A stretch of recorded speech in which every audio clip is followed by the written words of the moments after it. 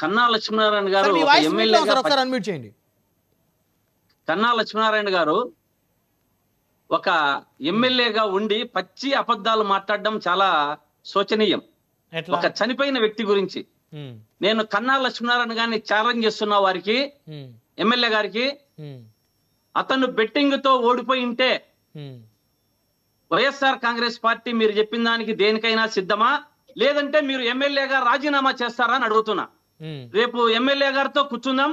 వారు పచ్చిగా బెట్టింగులని చెప్పి అదే పనిగా బెట్టింగులతోనే ఓడిపోయారని పచ్చి అబద్ధాలు సృష్టీకరిస్తున్నారు. అంటే ఒకటి ఇక్కడ ఏం జరుగుతున్నదంటే, కూటమి ప్రభుత్వంలో వాళ్ళు ఎవరైనా వాళ్ళ కార్యకర్తలను ఇటువంటి సంఘ విద్రోహ శక్తులు అయినప్పటికీ వారిని పరామర్శిస్తే వాళ్ళంతా గాంధీలు. వైఎస్ఆర్ కాంగ్రెస్ పార్టీలో సచ్చీలునైనటువంటి కార్యకర్తలు చనిపోతే జగన్మోహన్ రెడ్డి గారు పరామర్శిస్తే ఇక్కడ గాడ్సేలు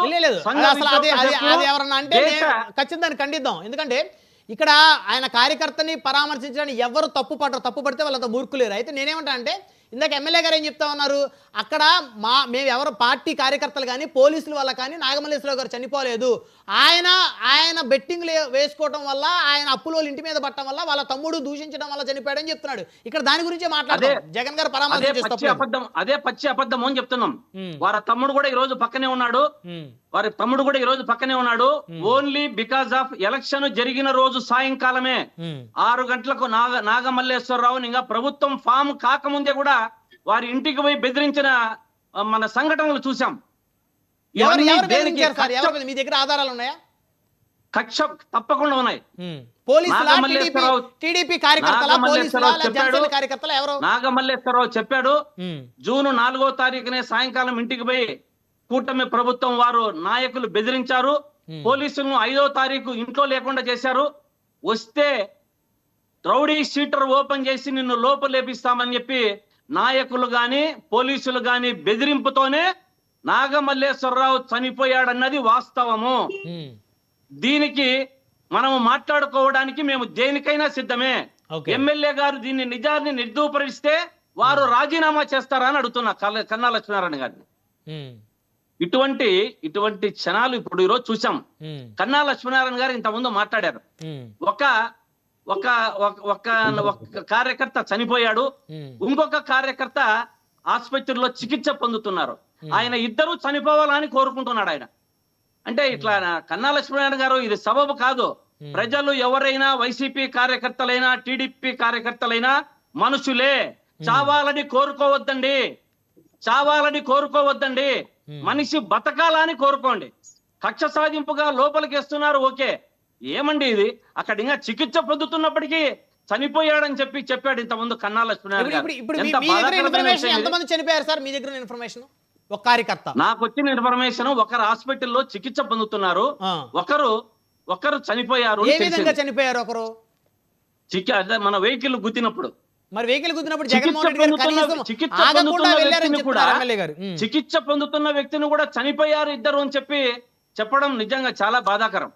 ఒకటి ఏది ఏమైనా నాయుడు గారు, నేను చెప్తున్నా, కార్యకర్తలు జగన్మోహన్ రెడ్డి గారిని అడుగడుగున ప్రభుత్వం, కూటమి ప్రభుత్వం గాని పోలీసులు గాని వారిని పరామర్శించేదానికి ఫ్రీగా వదిలిపెడితే ఇటువంటివన్నీ జరగవు.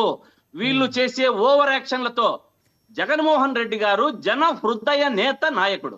వారు ఎక్కడికి పోయినా కూడా వేల మంది లక్షల మందితో వారి కార్యక్రమాలు జరుగుతుంటాయి.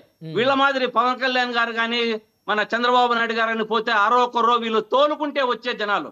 ఇప్పుడు ఒకటి చూడండి, బాగా ఆలోచిద్దాం. ఇప్పుడు ఎమ్మెల్యేలు కాదు ఎవరు అక్కడ, మేమేమి జనాలు తోలలేదు, ఎవరు తోలిన జనాలు కాదు, వచ్చి స్వచ్ఛందంగా కార్యకర్తలు అడుగడుగున నీరాజనాలు పడుతున్నారు. ఇప్పుడు ఓటమి గెలుపు ఓటములు దైవాధీనాలు.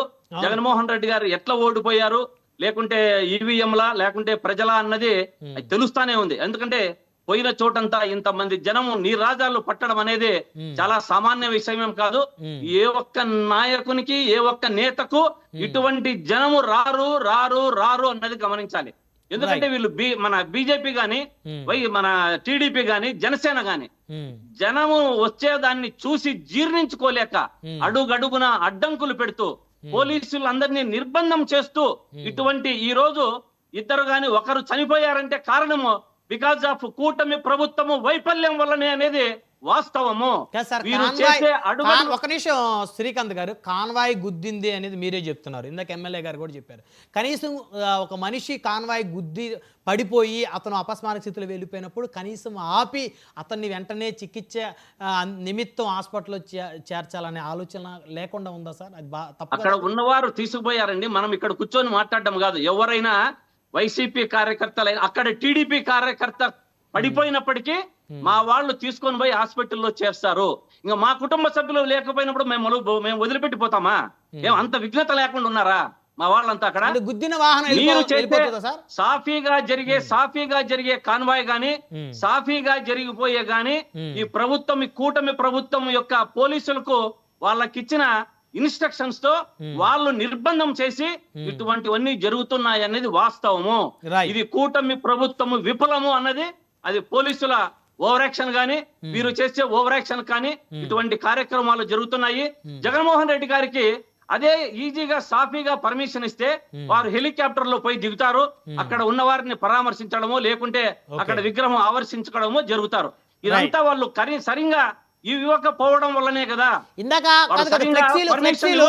ఫ్లెక్సీల విషయంలో రపా రపా రపా నరుకుతామని చెప్పేసి కటౌట్లు కట్టారండి. అది ఏంటది? ఎక్కడ అంటే పార్టీ ఈ విధంగా ప్రోత్సహిస్తుంది వాళ్ళని ఎమ్మెల్యే గారు చెప్తున్నారు.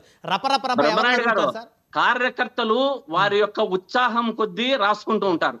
నిన్న జరిగింది, నిన్న ఉన్నట్టు చెప్తా, పొగాకు దానికి పోయారు గుంటూరుకి వారు పరామర్శించేదానికి. వీరు ఆ సమయంలో ప్రతిపక్ష నేత పోయేటప్పుడు పాలక పక్షము నల్ల బెలూన్లు పెట్టుకొని వీరిని ఎంకరేజ్ చేయడము వాస్తవమా కాదా? వీరు ఎంకరేజ్ చేయడం వేగల అక్కడ గలాటలు జరిగినది కానీ పోలీసుల మీద రాళ్లు రువ్వడం కానీ జరిగింది దేని వల్ల జరిగింది? వీరు అక్కడ నల్ల బ్యాడ్జీలతో ఇప్పుడు అవసరమానండి? వీళ్ళు చేసే పని ఇదేనా?